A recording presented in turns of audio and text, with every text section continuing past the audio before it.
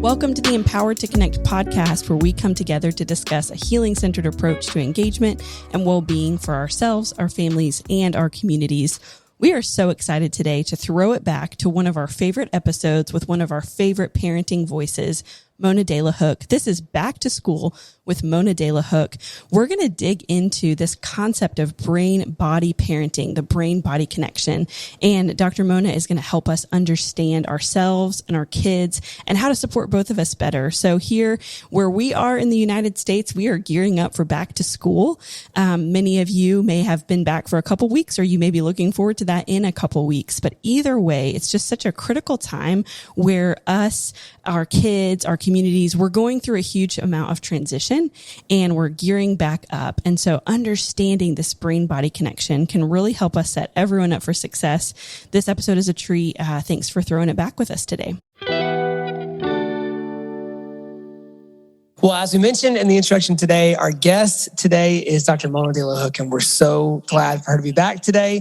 Tana Ottinger is with us also, and this podcast could be 7 hours long with all the stuff we want to talk with her about this new book, but we're going to limit it for her sake and ours and yours.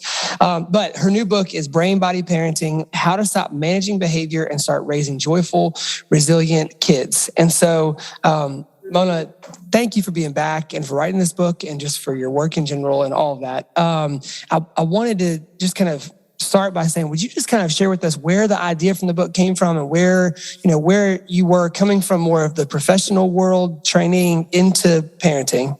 Yeah. Well, thank you again for having me back. It's so fun to talk to you both. And it's really been a joyful journey, I have to say, over my career as a psychologist over all those years. And really it started with this interest that I had very, very early on in my field, in my career. And that was because I had a premature child myself, and my best friend, who was a therapist, had a child who had an autonomic disorder. And so we studied the polyvagal theory as it was emerging. And what that is was a researcher named Stephen Porges was studying essentially the autonomics of babies. And so we had babies at around the same time he was writing about it. And it just brought me to this interesting career path in looking at infant and toddler development, which really led to looking at the body's contribution to our well-being, to our development. And then it's just, the research has been just amazing the last, again, like 10 to 20 years about the importance of our body.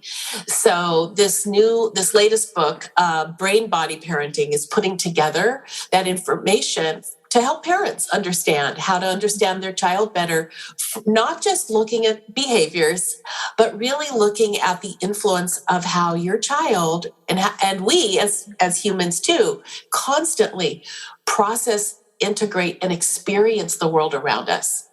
Mm-hmm. So that was kind of the arc. And Beyond Behaviors was the book I wrote, really talking to professionals and giving parents information about how our education system and how even the field of psychology is pretty much still focused on surface behaviors as the target.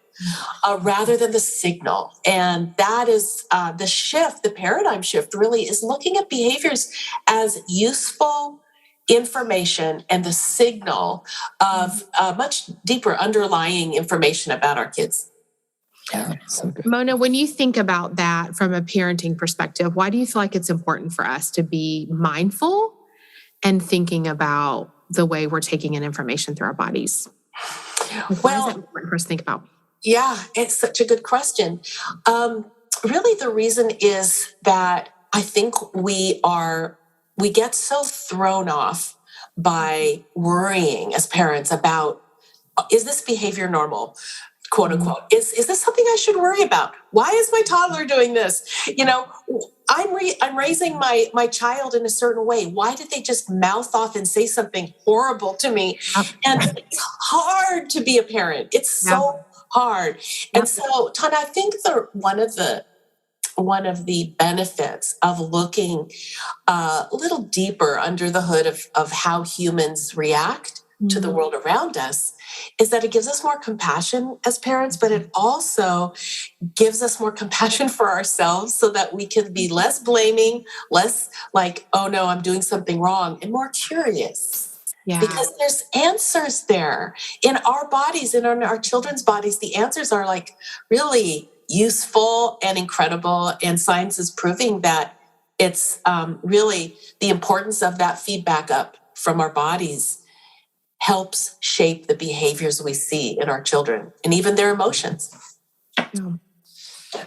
So, Mona, there's so much in the book we want to get to, but I think one of the things that I would love for us to start with is you talk about having different pathways that our bodies use to communicate. Will you talk about that and kind of explain sort of the overview of that for our listeners who might not be as familiar with the whole polyvagal system? Sure. So when we think about the child as being the body and brain, right? Not just the brain, because we tend to think about children once they can walk and talk as we talk to them, to their brains. But when we think about something I call a platform is our body-brain connection because we're never just a body or a brain. We're always both. So this platform actually launches how we are in the world, what's happening inside of our physiology, inside of our bodies, and what's happening outside. And one really useful model for understanding where our child's brain and body is understanding their autonomic nervous system. It's one of our nervous systems that Dr. Porges has researched, and we know that this system has at least three main pathways, and the research on it is quite complicated. They're finding out that these pathways can be mixed or blended as well. But just for our purposes, it's been very useful, and Dr. Porges is completely happy that it's been translated into a way that we can understand ourselves and our kids. So these pathways make up our platform. These pathways we can look at, where are we and our child in any given time? To make things easier, I talk about them in terms of colors rather than the scientific names. And the green pathway, for example, is when we're calm and alert. And this is when we are as parents, we're feeling in control. We're feeling pretty optimistic. Our body's feeling good. And in our children, it's really where they are at the best place to learn new things, right? And we kind of know a child in the green pathway. They have a relaxed body posture. Their facial expressions can be neutral, or they may be joyful or laughing. This is where children want to play because play is our natural language. They will be just very in their body posture, in their eyes and in their face, and even in what you can see in terms of how they're clutching or not clutching, or their hands, right? They're not all hot and sweaty. They are relaxed. This is called the green pathway. It's the ventral vagal pathway of the parasympathetic nervous system. Yeah, thank you for the color system there. Okay, yeah, right. So we all know that we can't, as humans, we don't live in the green, right? There is always something that's going to happen that's going to cause us to take action, thankfully, right? Because we're not robots. And so when something happens, it could be a thought, it could be a sensory experience, it could be something happening in our tummies, like a tummy ache, right? All of a sudden, the red pathway comes online automatically. We don't choose it. We don't choose our heart to beat faster, right? We don't choose our sweat glands to start excreting sweat in order to help us activate and move. But this red pathway happens when humans experience some sort of subconscious, or you could be aware of it, but mostly subconscious threat to our safety. And again, it doesn't mean our objective safety. To a child, it could be hearing a very loud noise, or it could be this certain feelings in listening to various pitches and frequencies of sound. And all of a sudden you see them start to move their body. They're tense in their face. They may scream. They may yell. They may have wide open eyes and start darting around the room. They may try to escape you, run away from you, or they may start to hit or scream or spit. This is when the red pathway, the fight or flight response, is predominating. And in this pathway, the human being wants to move. And that could be moving your mouth or moving your whole body. But that's the main feature, that the child is no longer calm. They're tense, they're clenched, and they are not in a place to reason with us very well, because their hearing is attenuated to low frequency sounds and not the human voice. So it's really a physiological piece where our children are we need to get them back to some semblance of the green. This is why trying to reason with someone in a tantrum, which could be very often is that red pathway, doesn't work, right? They're not cueing into what you're saying, and their bodies really need to work through some movement in order to get back to the green. So that's the red. We're all pretty familiar with it. As adults, that is somewhere when we lose it, and we all know what it's like to lose it with a partner or even with our children. It doesn't feel good, but it's a human experience. So we have to kind of have compassion for it and then figure out, self-awareness is huge here. Like, oh, I'm in the red right now. Maybe I need to do something to help myself before I help my child. And just to finish up on the pathways, the final blue pathway that is described in the polyvagal theory is really when there's an extraordinary amount of energy being expended by the child, such that the red pathway is no longer effective and they start to conserve energy. Here's where you may see a child begin to lose contact with other people. They may seem hopeless or withdrawn. They don't want to play. They may appear at the very end of, the extreme, frozen, or just kind of slowed down. But you might see just kind of a glazed over look in the eyes. And this pathway, I'd say, is not as, we don't see this as commonly, except for possibly in children who have had a trauma history. But we all cycle momentarily through the blue, right? Where we feel like a pit or disconnected or sad or hopeless. But we want to make sure that our child isn't in this pathway, living in this pathway for weeks or months. That's where we want to concern. But realize that all three of these pathways are adaptive, right? They are protective to our nervous system. We don't choose them. And awareness really helps us kind of tabulate what to do next. Yeah. I think for me, you've said so many things that are just, my mind's like spinning a million different directions. But a couple of things that I feel like you've said that have been and continue to be incredibly important for me in my parenting of my kiddos is the idea that when they experience those things, it's subconscious and it's not willful. Yeah. That it is something that is happening in them. And even that slight paradigm shift, like honoring that human experience in them and in myself, like if I can just sit with that and like unlearn probably a lot of things about what I think is really happening there and just make that slight paradigm shift, it informs like everything else that happens from there, doesn't it, Mona? Like Tana, everything else that happens next. It kind of does. Yeah. And I am with you in that. My heart is there with you because I remember saying things to my children because I didn't get this. I didn't understand about our physiology and its impact on us. But I'd say things like, why are you saying that? Why are you doing this to me? As a parent, I'd be like, I didn't have any other explanations. And you're assigning like motive and intent. You're assigning a motive and intent as if everything is motivated and intentional. And that's how our culture is. We're trained. Yes. I think my child's pediatrician early on, before I really understood this, never said, well, there are some behaviors that are really automatic, and please don't take it personally, Mama. She's just into a stress response in her body, and that's informing it. Yeah. You're right. It opens up so many doors.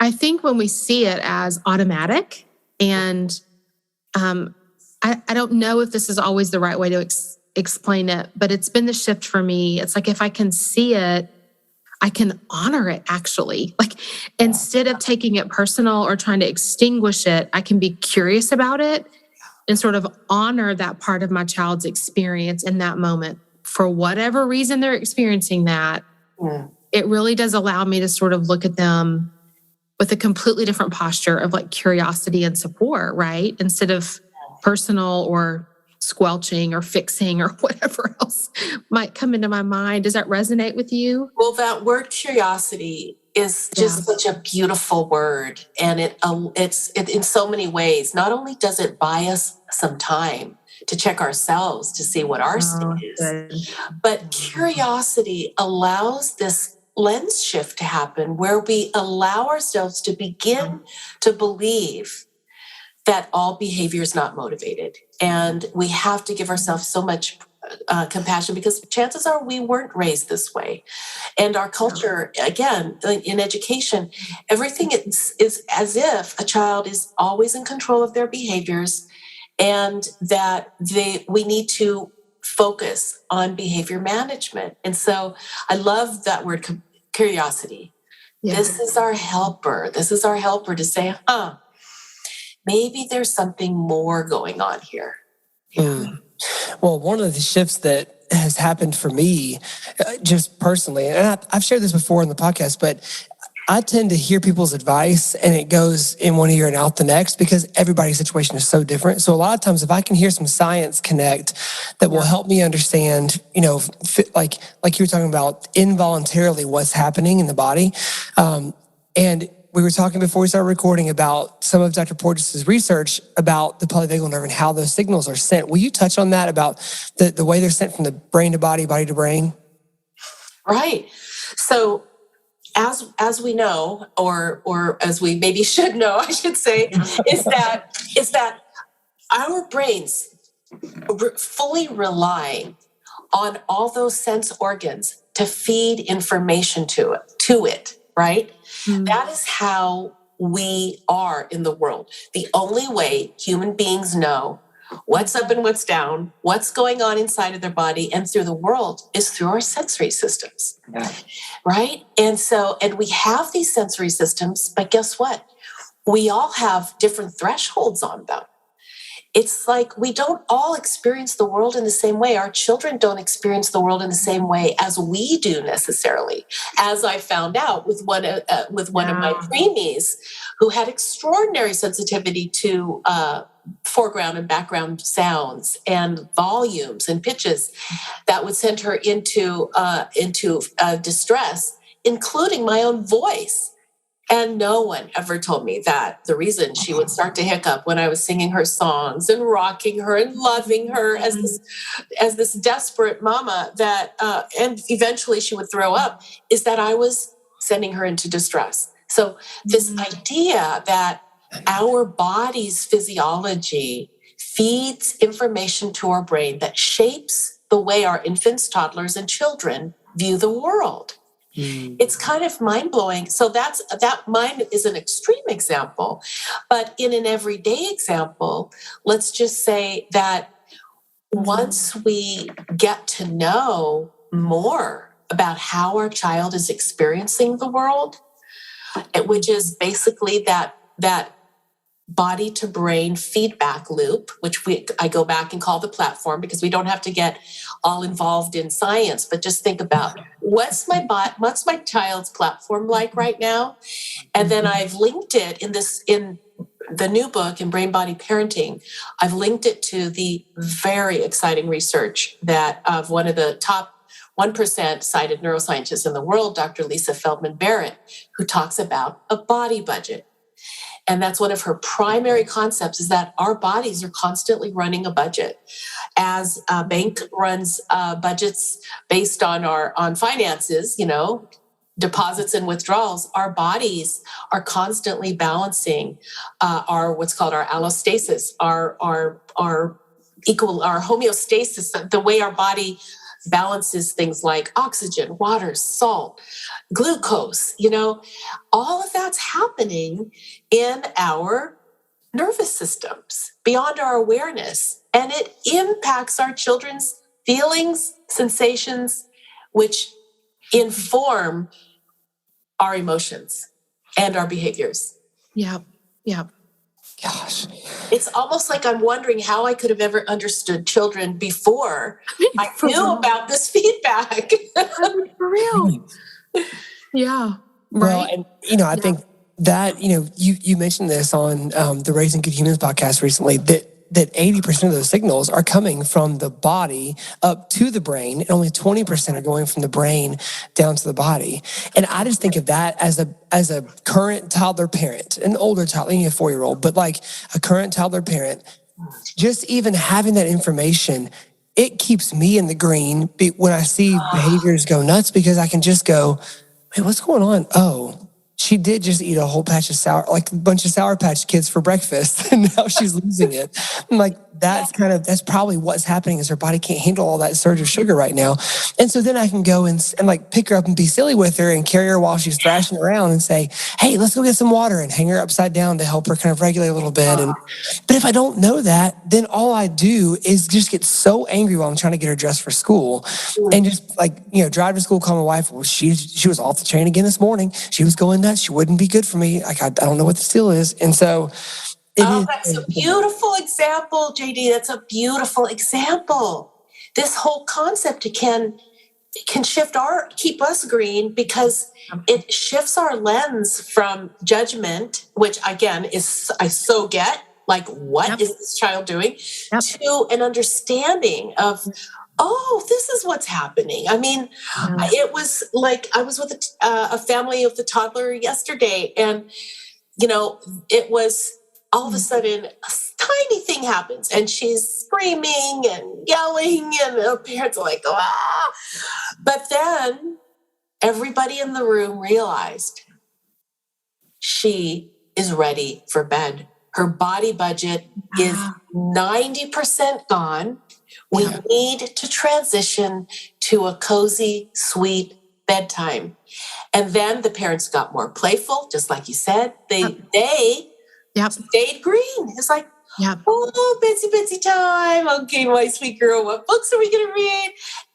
And within seconds, she flipped back to a short period of green, because we knew it was going to be tenuous green. But it was like, does this child, and toddlers are so volatile, but we totally can expect that.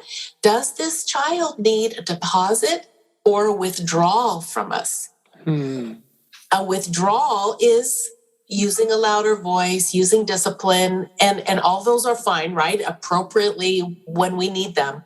But or does this child need to deposit, like your little girl? Oh, she's had a lot of sugar. Maybe we don't want to have another 5, Sour Patch Kids right now.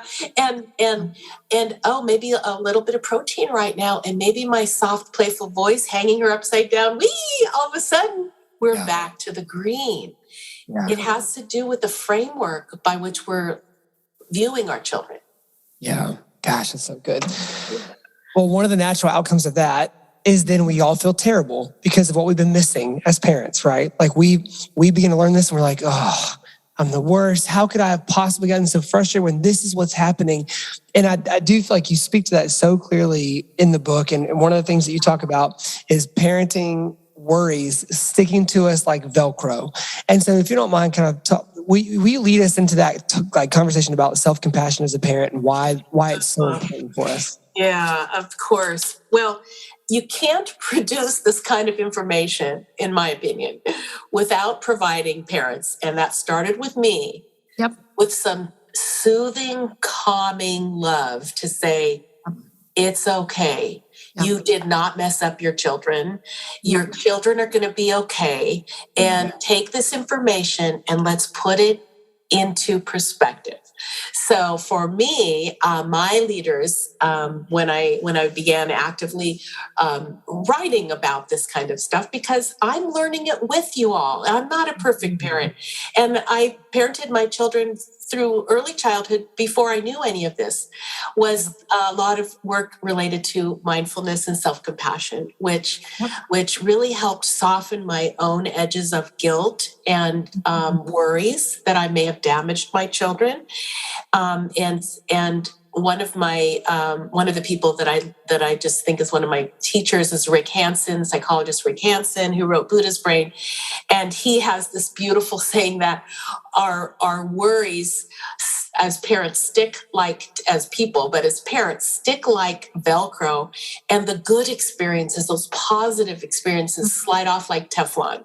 And so if you're one that worries a lot, and as I did, and that my worries stuck, like, oh my gosh, those were the things that would keep me up at night. Yep. And those positive experiences felt so like amazing, but ethereal, like, oh, I wish I could make this moment last forever.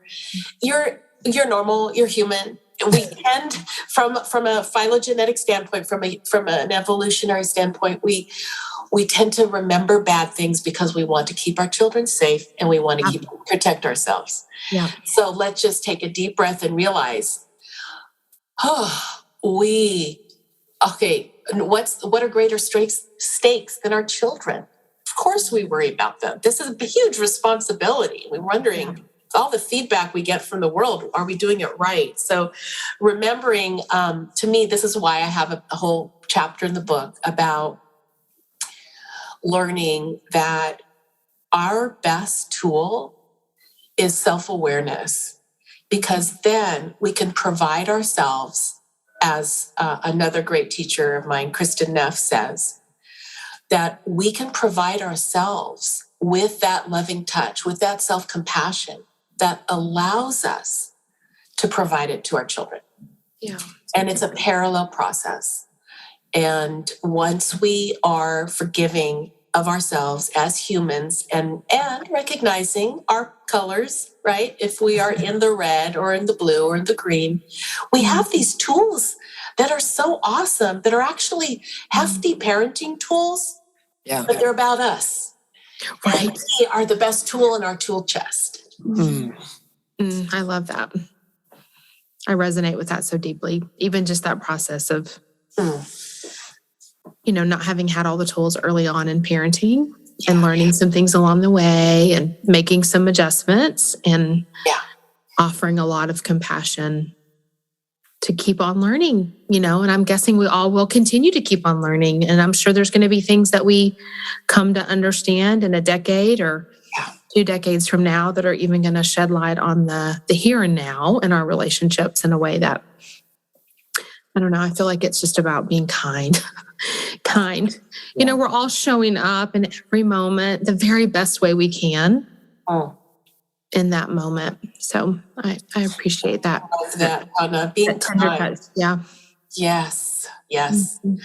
And knowing that, our children can be our best teachers. My children are my best teachers. And I'm learning with them. My children are adults now, but I am learning how to be a parent of adult children, just as I learned how to be a parent of a toddler, of a middle schooler, and of a teenager. We are always in flux. This parenting gig is lifelong. Just let me say. Forever. We kind of say like our kids are our biggest invitation to change and grow. Like we don't have to. We can like double down and, sort of choose to dig our heels in and not kind of be willing to flex and grow, or they're standing right in front of us, inviting us to just be curious with them and learn new ways of thinking and doing and being. And so I feel like that's been my lived experience as a mom, is just this invitation to something deeper and richer. And I'm so grateful. It's hard. I'm not saying it's flowery and rosy, but my goodness, y'all, it's so rich. I'm so thankful. Well, something that you touched on, Mona, that, and I've shared this before, so those of you who listen all the time, broken record, me introing this way, but like you talk a lot about self-care in that section of the book and how necessary it is. And I don't think this is necessarily tied to our gender, but I typically think, and I know that men typically hear self-care and it's like, oh God, okay, all right, well, I don't go get pedicures, so I don't know what she's talking about. So can we have a reset? One of the things that was a little bit staggering was even hearing you talk about the number of young adult and kind of adult parents who then begin to experience body breakdown from all the trauma of raising toddlers and how much it wears and tears on your body. And so if you can, I mean, I'm needing to remind myself of this as someone who is on, I don't know, maybe 5 hours of sleep from last night. I got to remind myself, would you mind talking to us about just those very practical kind of the main elements of self-care we need to be aware of right now? I love that you mentioned dads, because this whole idea of self-care can bring up images of our mind of spa day, right? Yes. Or of getting a massage, and who doesn't love that once in a while? But that is definitely not what we're really talking about. We're really talking about remembering that as parents, we live in a human body, and especially dads, I should say. If you look at the rate of inflammation-based diseases that humans get in the Western world, that starts in the 20s, cardiovascular disease being one of them, which is so highly linked to stress.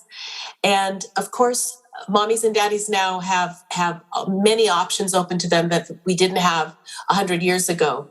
But men have extraordinary stresses in this life too. And I don't think oftentimes men have as many outlets for stress reduction through social engagement as mommies do. And I don't mean that to be sexist. I'm just saying that there are a lot of mommy support groups and fewer dad support groups. But what am I getting at? I'm getting at this whole idea that self-care begins with taking care of our bodies. And we can look at something as simple as sleep. And I hear you had 5 hours of sleep, but if you in that chapter, it does talk about the leading sleep researcher in the world who says that sleep is our life support system. So what his research has shown that over decades, not over years, but we look at these things over decades. This is why some of us start breaking down in our 50s. And if you're in your 30s, that may seem like forever away from now. But believe me, it comes quicker than you think. And your children all of a sudden will be teenagers and young adults. And you don't want to have cardiovascular disease. And then you have to manage a chronic illness. The links for stress's contribution to our most common diseases is very clear. So if you're a dad listening to this, and if you're a mom, of course, you will be able to reduce the amount of inflammation in your body if you do a certain amount of self-awareness. Maybe we can call it self-awareness, and just realizing, what does your body need to stay in the green? What does your body need? Is it 6 hours of sleep at least? Is it maybe having some outlet for physical exercise? Human beings need to move. If you're at a job all day and you're sleeping at night, you're not moving very much. That could be increasing your red pathway tendency during the day. So it's really customizing it to who you are. What do you need? And believe me, if you need, if it feels like taking a walk or going to the gym for half an hour, or even running on a treadmill or doing jumping jacks for 10 minutes a day, if those things help you feel more green, your children will also benefit, but your body will benefit, and you'll last longer in good health. So it's very holistic. And I wish I could say the research was pointing otherwise, that self-care was optional, because I honestly believed it was. For me, I felt pretty like super mommy sometimes, because I do have a lot of energy and I love to multitask. But it takes its toll on all of us because we're human. And slowing down sometimes is hard. It can make us feel a little anxious. Sometimes it may feel selfish, even like any amount of time. Like if you're a working parent, sometimes you may feel like if I take any more time away from my kids, then that's like not okay. So there's a lot to unpack there. Man. Well, here's what I would love for us to kind of wrap up today and to talk last about this. For those of us who are parenting toddlers, there is just a myriad of emotions that it brings up, especially when we do forget the developmental stage they're in, and these behaviors being more signals than they are, personal attacks on our character as people. But I told you before we recorded, this is maybe my favorite turn of phrase kind of chapter in any book I've read. But one of the chapters you have toward the end of the book is tantrums throw toddlers, putting toddlerhood in context. I want to read this quote from Janet Lansbury, and then I would love for us to talk about this whole idea, with the idea that hopefully it will build some empathy in us as parents as we stop listening to this podcast and start heading back into, the daily grind of parenting. Janet Lansbury says, "Wouldn't life be easier if parents would observe, relax, and enjoy what their child is doing, rather than keep teaching what the child is not yet capable of?" Oh. That is such a great quote. And actually, you had the unedited copy, but that quote's actually from Magda Gerber. But Janet has another incredible quote that is in that same vein, that, once we understand toddler development, we don't have to be hitting our head against the wall as much. And isn't it interesting that what we call social and emotional development, that I'm finding that pediatricians and preschool teachers and most of us don't really talk about it that much. I know. That it's so expected that a toddler will flip the switch from green to red on a dime on a regular basis. And I know that, again, it can startle us. And it can turn us into, oh my gosh, if I don't nip this in the bud, if I don't have a behavior plan, or if I don't have a consistent response as an authoritative, positive parent, which is kind of in the zeitgeist right now, being authoritative and being positive, that I may be like this child might turn out to be less self-controlled in the future. It's so much pressure. But this whole idea, let me just say, toddlers don't throw tantrums. Tantrums throw toddlers. And their bodies are constantly in this unregulated state in which their body budget is shot or running low and they need a deposit, or they've switched from the green to the red pathway, which is expected because they don't have the trips around the sun that we do. They only have a limited amount of self-regulation on board, which is how humans are designed, very, very needy on an emotional level. And once we put it into perspective, we can be more lighthearted, I think, about these toddlers. And we say, oh, there it is. Let's figure out what this one needs right now. Let me soften my voice. Let me maybe become a little playful. Let me think, when was the last time they ate? And how late? Did they take a nap today? Oh, yeah, they didn't take a nap. And then we start to put the pieces together. So thank you I'm glad you like that. Tantrums throw toddlers. I'm glad you like that chapter. Well, I think it's just a good paradigm shift. And I know that, like, again, anytime we can understand and kind of decode what's happening, it just gives us the ability to be empathetic with our kids and to address these things easy. And I think it helps us not personalize it as much, I think. And I'd have to say that we repeat, there's this kind of new version of that in teenage in the teenage years. It looks different, but it can feel the same. It can feel really like we take it personally.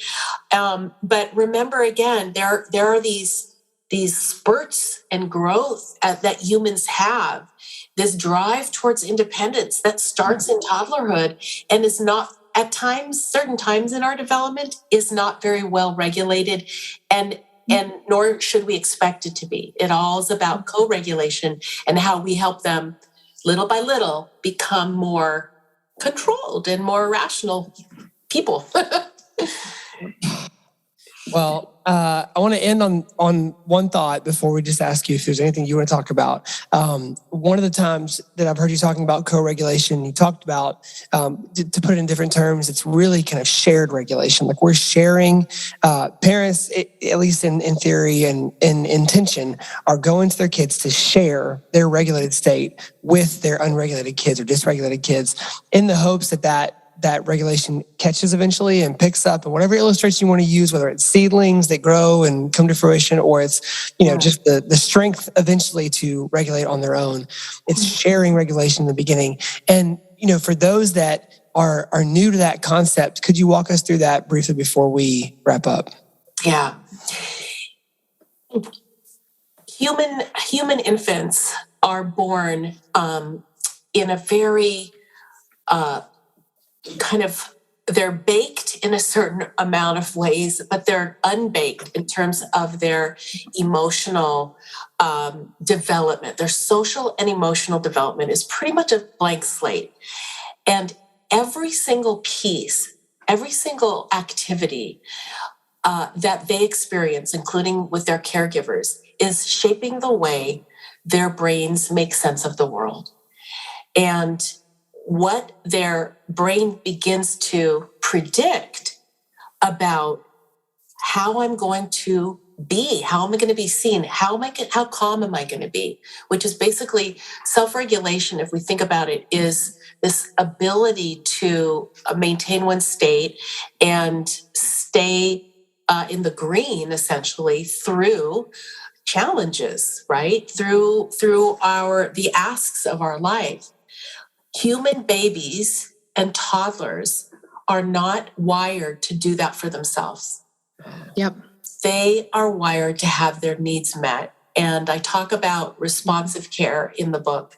Mm-hmm. This is why we really don't want to attend to a crying baby after a half an hour or an hour. We want to attend to a crying baby in real time, because that brain is wiring itself to the environment. Will my needs be met? I'm feeling a physiological state. I'm feeling something, and my body is expressing it. They're not knowledgeable of what they're doing. They're not saying, oh, I'm going to cry right now because I'm hungry. We meet their body's needs, and they come to expect that those needs will be met. So co-regulation starts with meeting all those physical needs, but through toddlerhood and through childhood and even through teenagehood, it's about helping humans understand that they can trust themselves by sharing our calmness with them and letting them know that they're not alone. Oh, so good. So good. Gosh, Mona, thank you so much for coming on today. Anything that you want to share with the listeners before we go, like anything that's been on your mind or that you feel like is, for the moment? Well, thank you again for having me on. I'm so grateful for you both and the information that you're giving to parents. So thank you for that. Mm-hmm. And on my heart at this moment in time is I have to say that I have not in my whole career ever witnessed more suffering for us parents, for human parents. No one could have imagined that we would have been in a pandemic situation this long. And I just want to wish you, wherever you are, so much compassion and also this awareness that you're not alone. If you are feeling at the end of your rope and that all you can do is survive with your kids, that's good enough for now, because it's not going to last forever, even though we feel like it is. And our own body budgets are at all-time lows. So any tiny thing you can do for yourself, even if it's just saying, I forgive you, it's okay.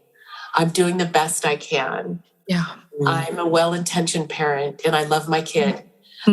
Just give yourself that and know that there are communities holding hands with you symbolically, getting through these hard times that hopefully will be better as the months go by.